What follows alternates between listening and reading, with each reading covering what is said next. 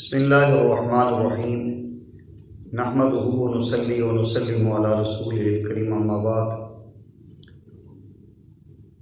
تصوف و سلوک پہ یہ 7واں کلپ ریکارڈ ہو رہا ہے، اور آج کی اس گفتگو میں ہم بحث کریں گے قلب سے،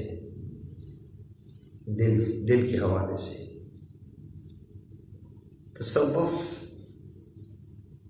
جو اس کا موضوع ہے اصلاح باطن ہے، اور باطن کی اصلاح کا تعلق ہوتا ہے قلب یعنی دل سے۔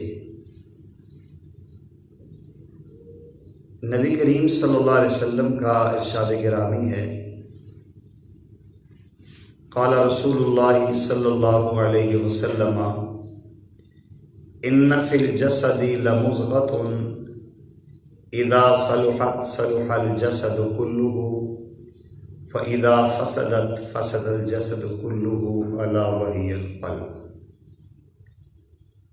حضور نبی کریم صلی اللہ علیہ وسلم کا ارشاد ہے، فرمایا جسم انسانی میں گوشت کا ایک ٹکڑا ہے، اگر وہ درست ہو جائے تو پورا بدن درست ہو جاتا ہے، وہ ٹھیک ہو گیا پورا بدن ٹھیک ہو گیا، اور اگر وہ بگڑ گیا تو پورا جسم بگڑ گیا۔ الا وہی القلب، سنو وہ دل ہے۔ تو اس حدیث مبارکہ کے اس بیان سے مضغہ صنوبری کا ہوا ہے ذکر بیان، مگر حکم اس لطیفہ کا ہے جس کو اس مضغہ سے گہرا تعلق ہے اور اتصال ہے، اس وجہ سے مضغہ کا بیان کر دیا گیا ہے۔ حدیث میں درستگی قلب کو درستگی بدن بتایا گیا ہے، یعنی یہ درستی قلب بغیر فنا اور بقا محال ہے۔ فنا اور بقا یہ تصوف کی اصطلاحات ہیں، یہ آگے چل کے اپنے مقام پہ آئیں گی۔ تو یہ جو دل کا قلب کا درست ہونا ہے، یہ بغیر فنا اور بقا کے محال ہے۔ اس درجہ میں سالک جو مرید ہوتا ہے، جو صراط پہ چلتا ہے، فنائیت قلبی کے بعد واصل باللہ ہوتا ہے، اس سے پہلے ایمان کے متزلزل ہونے کا خطرہ ہوتا ہے، لیکن جب انسان اس راہ پہ چل پڑتا ہے، اللہ استقامت دے دیتے ہیں، پھر وہ اللہ کی محبت میں فنا ہو جاتا ہے۔ صوفیاء کی ایک مشہور مقولہ ہے، الفانی لا يرد والواصل لا يرجع۔ الفانی لا يرد والواصل لا يرجع، اس کی تصدیق بخاری شریف میں حدیث سے ہوتی ہے، جس میں ابو سفیان اور ہرقل روم کا آپس میں مکالمہ ہوا تھا۔ تو اس نے ایک سوال کیا تھا، وَسَأَلْتُكَ هَلْ يرتد احد منهم عن دینه بعد ان يدخل فيه سخطة فزعمت لا فكذلك الإيمان اذا خالطه بشاشة القلب۔ یعنی وہ یہ کہتا ہے کہ میں نے آپ سے سوال کیا ہے کہ لوگ اس کا دین قبول کر لینے کے بعد اسے برا سمجھ کے ترک کر دیتے ہیں۔ نبی پاک صلی اللہ علیہ وسلم کے حوالے سے جب صحابہ وہاں سے چلے گئے تھے ہجرت کر کے حبشہ، تو وہاں کا جو سربراہ تھا اس کا مکالمہ ہو رہا ہے ابو سفیان سے، ادھر سے مکہ والوں کی طرف سے ترجمان بن کے گئے تھے، بہت ساری باتیں کی تھی، اس میں سے ایک سوال یہ بھی کیا تھا، هل يرتد احد منهم عن دینه بعد ان يدخل فيه سخطة، کیا جو لوگ محمد صلی اللہ علیہ وسلم پر ایمان لا کے ان کے دین میں داخل ہو چکے ہیں، کوئی ایک بندہ آج تک تمہارے نالج میں ایسا ہے کہ جس نے حضور انور صلی اللہ علیہ وسلم سے ناراض ہو کے اس دین کو چھوڑ دیا؟ تو جواب دیا کہ نہیں، ایسا نہیں۔ تو اسی بنیاد پہ فرمایا وَكَذَلِكَ الْإِيمَانُ إِذَا خَلَطَهُ بَشَاشَةُ الْقَلْبِ، ایمان کی یہی تو حالت ہے جب انسان کے دل میں ایمان اتر جاتا ہے، اس کی تازگی قلب میں جم جاتی ہے، پھر دور نہیں ہوتی۔ تو اصل یہی چیز ہے جو مشائخ صوفیہ کو اللہ جل جلالہ نصیب فرماتے ہیں۔ تو پیارے آقا صلی اللہ علیہ وسلم نے فرمایا کہ انسان کے بدن میں ایک گوشت کا لوتھڑا ہے، ٹکڑا ہے، وہ درست ہو جائے تو پورا جسم درست ہوتا ہے، وہ بگڑ جائے تو سارا جسم بگڑ جاتا ہے، وہ دل ہے۔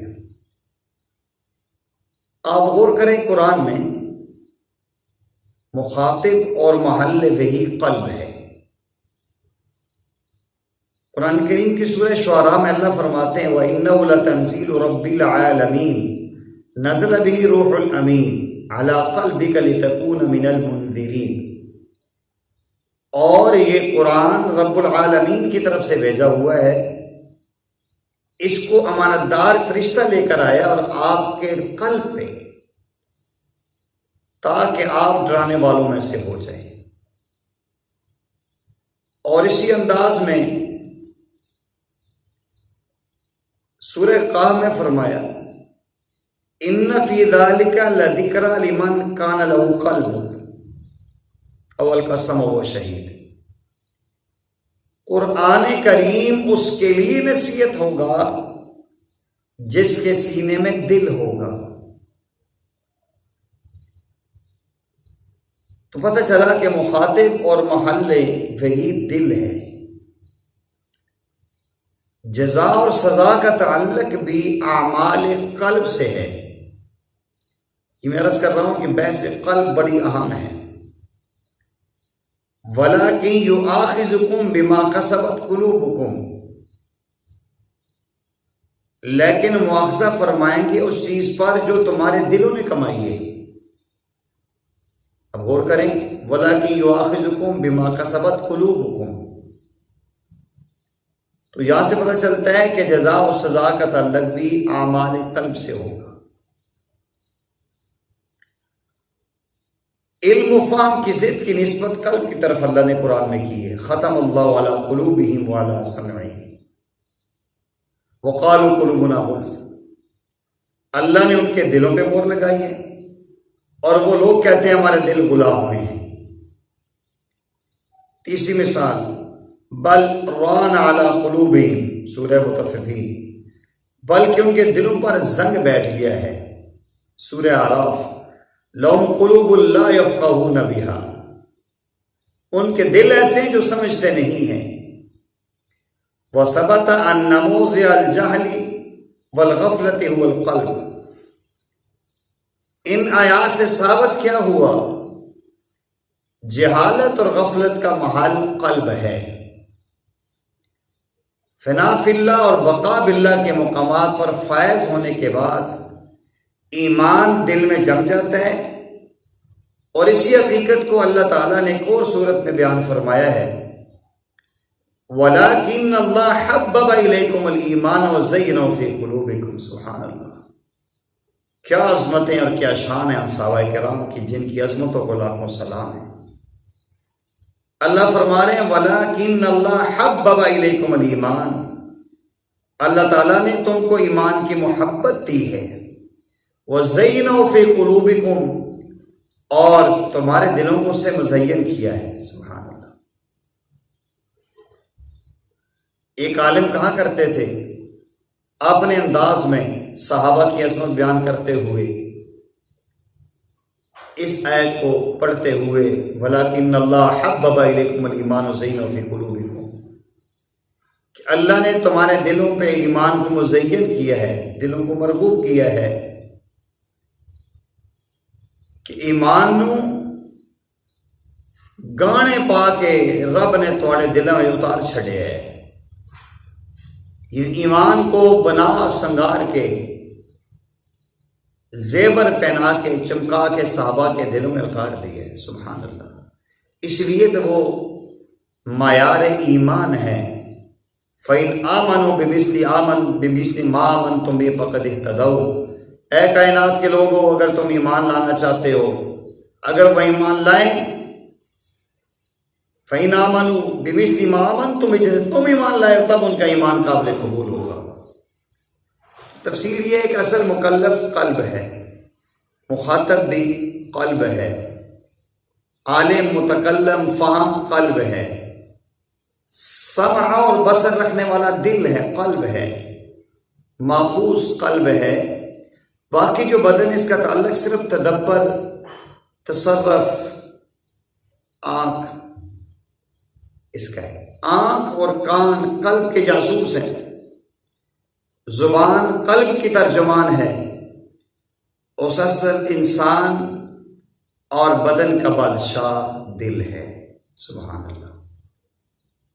میں دوبارہ عرض کرتا ہوں، اس ساری بحث کا خلاصہ نچوڑ کہ اصل مکلف دل ہے، قلب، مخاطب بھی دل ہے، قلب، عالم متکلم فہم یہ قلب ہے، سمع بصر رکھنے والا یہ قلب دل ہے، ماخوذ جس میں مواخذہ ہوگا یہ بھی قلب اور دل ہے۔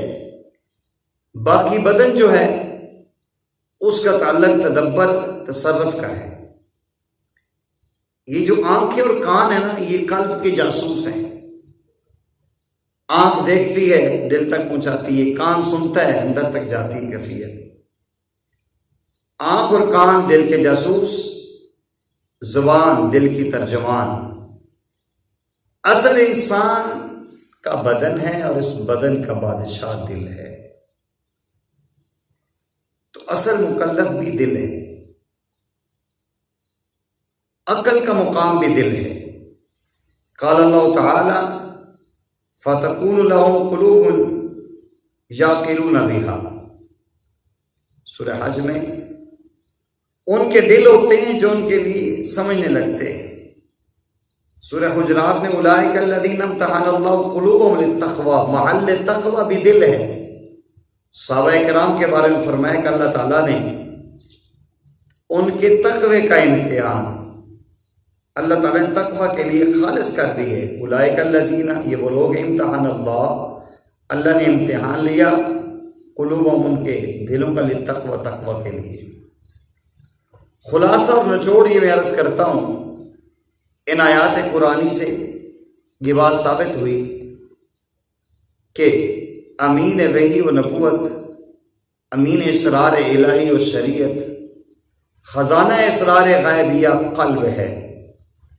یہ وہ خزانہ ہے جس پر عقل کا راہزن ڈاکہ نہیں ڈال سکتا۔ یہ قلب ہی تجلیات باری تعالیٰ، اولیاء اللہ کہ جو ولایت اولیاء اللہ ہے ان کا اور کشف و الہام کا خزانہ ہے۔ واقعتاً ہر انسان کے سینے میں ایک ہی دل ہے اور وہی دل محل تجلیات باری کے لیے مخصوص ہے۔ اسی لیے باری تعالیٰ نے غیر کا قبضہ اس پہ پسند نہیں کیا۔ جب قلب تجلیات الہی کا مسکن بن جاتا ہے تو تمام رذائل زائل ہو جاتے ہیں۔ ان الملوک اذا دخلوا قریۃ افسدوها وجعلوا عزت اہلہا ذلہ۔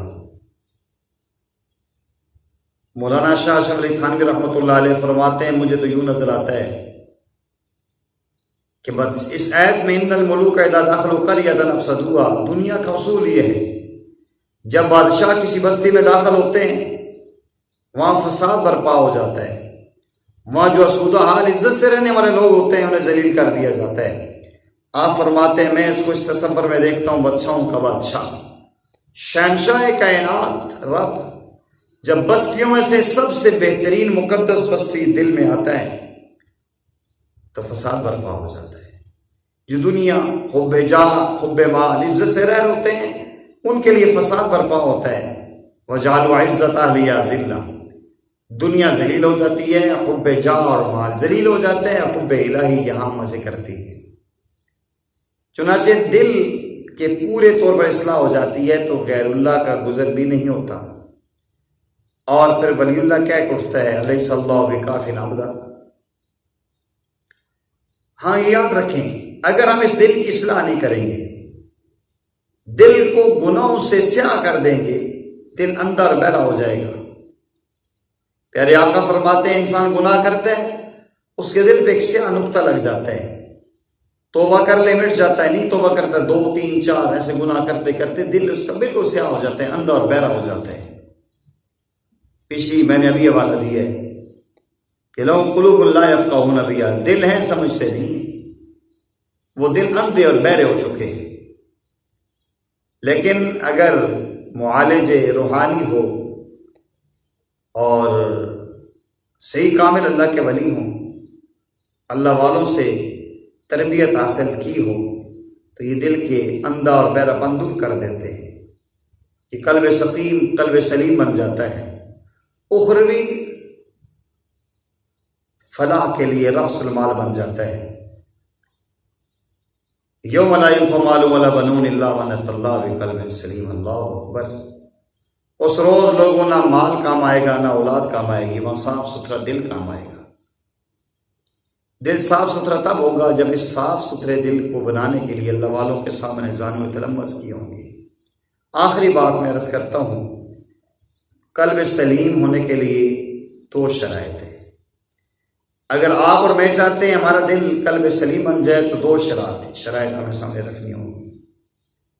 سب سے پہلی، صحت از امراض قرآن۔